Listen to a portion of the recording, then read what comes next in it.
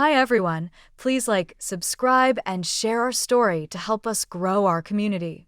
Thank you. Now let's dive into the story. Atlanta. City of trap music, brunch booths, and black excellence with a side of lemon pepper wings. At the top of a shiny glass tower in Midtown sat Deshaun Taylor, the kind of man who wore $1,000 suits just to fire people in them. His job title? Senior Director of Strategic Investments, which basically meant man who talks fast in meetings and thinks Google Docs is hard labor. His office had floor-to-ceiling windows, imported whiskey, and a leather chair that probably cost more than his grandma's entire mortgage back in '94. People whispered when he passed in the hallway. He was that guy. And his wife? Amara Jones Taylor. She wasn't loud. Didn't wear loud colors. Didn't make scenes. But her presence was like a hurricane wrapped in honey. She was the kind of woman that made folks sit up straighter when she walked into a room. Smart, spiritual, soulful. And a baker. Not just any baker. She made peach cobbler that could make a grown man call his ex just to apologize for being born. Her biscuits had healing properties. Her sweet potato pie? Life-altering. You don't eat it. You experience it. She had started her online bakery, Soul and Crumbs, from their little condo kitchen, pouring herself into it while Deshaun climbed corporate ladders and flirted with every office temp named Brittany or Crystal. The red flags started like slow Wi-Fi. It started with little jabs. You still doing that little bakery thing? Babe, you know you could just be my assistant and work in the same building, right? Amara blinked. Assistant? She had a whole psychology degree, a culinary certificate, and a vision board with laser focus. What she didn't have was time to be fetching his sugarless macchiato. But she smiled, said nothing. Then came the late-night meetings that smelled like vanilla body spray and lies. Then the nights he didn't come home. Then came Keisha, the loud one with the tacky green nails and a purse that looked like it had been dragged through a gas station. Keisha wasn't smart, but she was available. And soon, Deshaun wasn't just flirting. He was cheating. Boldly. He was seen with Keisha at a rooftop lounge on Edgewood. His excuse? We were networking. Sir, she sells waist trainers on Instagram and misspells entrepreneur every time.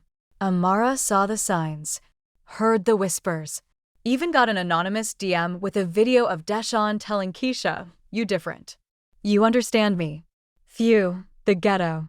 She didn't react, didn't cry, didn't even change the Netflix password. She just got quiet. And that's when things got dangerous. The silent glow-up. While Deshaun was playing James St. Patrick in a B-rated cheating scandal, Amara was baking, plotting, building. She woke up earlier, prayed harder, cooked sweeter. She started posting baking videos on TikTok with warm jazz music and her soft voice saying things like, "Always sift your flour, just like you sift out foolish men." She went viral. Overnight, Soul and Crumbs became a whole brand. Orders flooded in. Her DMs became collab requests. Black women in Atlanta treated her like a food prophet. Even Gabrielle Union commented, "Save me a slice, sis." Then, a Black-owned business grant came through. $100,000. She secured a lease in Inman Park. Not just a corner shop. A whole vibe. Green velvet seating, exposed brick, quotes from Audre Lorde on the walls, and a signature cocktail called The Boy by Bellini. Meanwhile, Deshaun was starting to stink of desperation. He had gotten too comfortable, too careless. HR complaints popped up. One was from his executive assistant who claimed he brushed her lower back while explaining a spreadsheet. And his precious image? It started cracking like the cheap cologne he wore to cover Keisha's coconut-scented betrayal. The real gag. On a quiet Tuesday morning, the Atlanta Business Journal dropped their annual 35 Under 35 Black Excellence Edition. And on the front page, Amara, in a soft pink blazer, holding a pecan pie like it was a Grammy. The headline? The Baker Who Let Silence Rise. Deshaun spilled hot coffee all over his white shirt. He paced his office, cussed it out loud, and texted her, "We need to talk." No response. The confrontation. That weekend, Deshawn showed up to her bakery. It was a grand opening. Women lined up in sundresses, sipping rose and buying three-layer cakes like they were stocks. R&B floated in the air.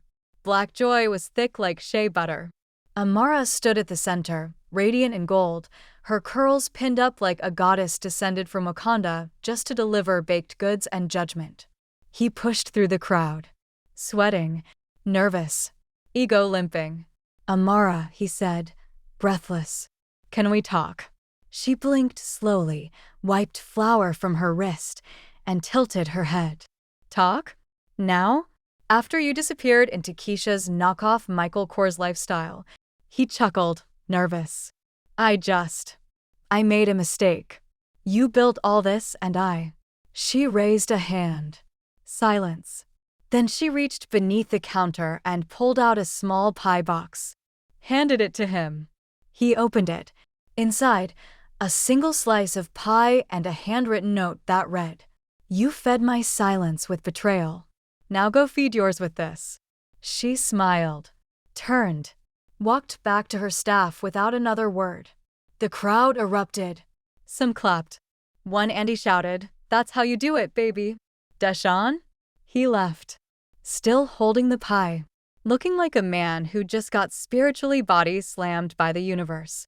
Moral of the story.